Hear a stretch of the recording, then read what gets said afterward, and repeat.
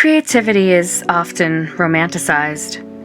This idea that an artist must suffer, must unravel, must push themselves to the brink to create something meaningful. The tortured artist trope is woven into history, wrapped around the legacies of greats who burned too fast and too bright. I never set out to become one of them, but I understand the seduction of it.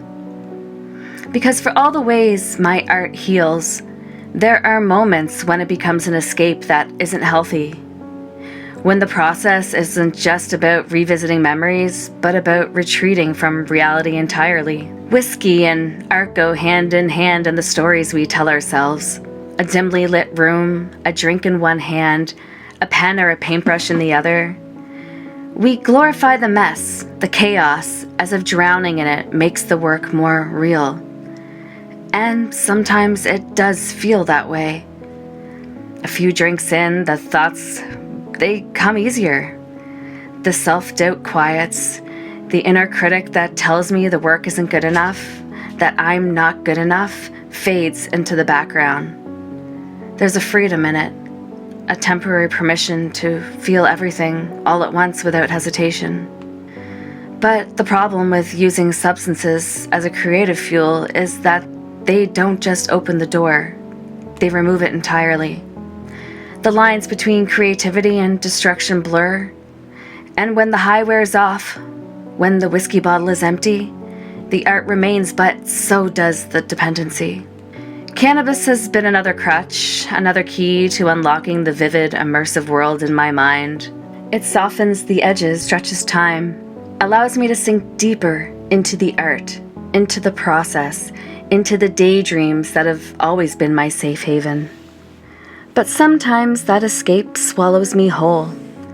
I tell myself I'm using it to create, but too often I'm using it to disappear, to step away from the weight of real life and slip into a reality that I have built in my own head.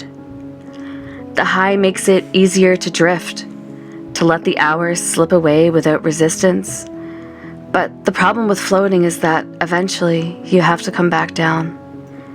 Since I was a little girl, I have had an incredibly vivid mind's eye. I assumed everyone did. I thought we all saw our memories in high definition, our daydreams in full cinematic immersion.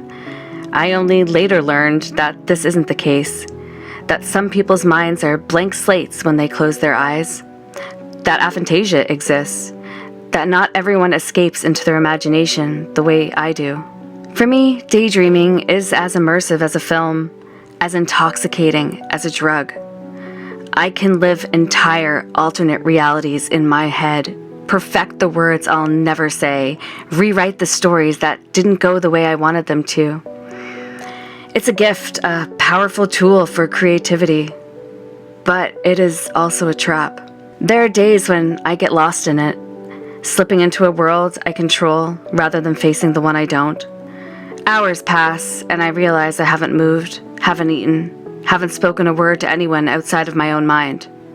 The real world fades and the one in my head takes precedence. And that's when I know this isn't creativity anymore. This is avoidance.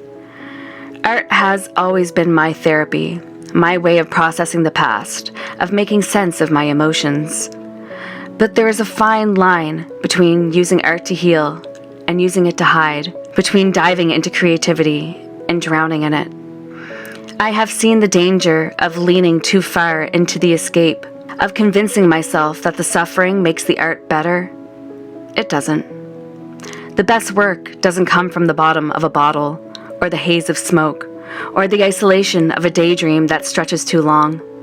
It comes from balance, from discipline, from knowing when to step away, when to let the work breathe, when to ground myself in reality instead of floating in the ether of my own mind.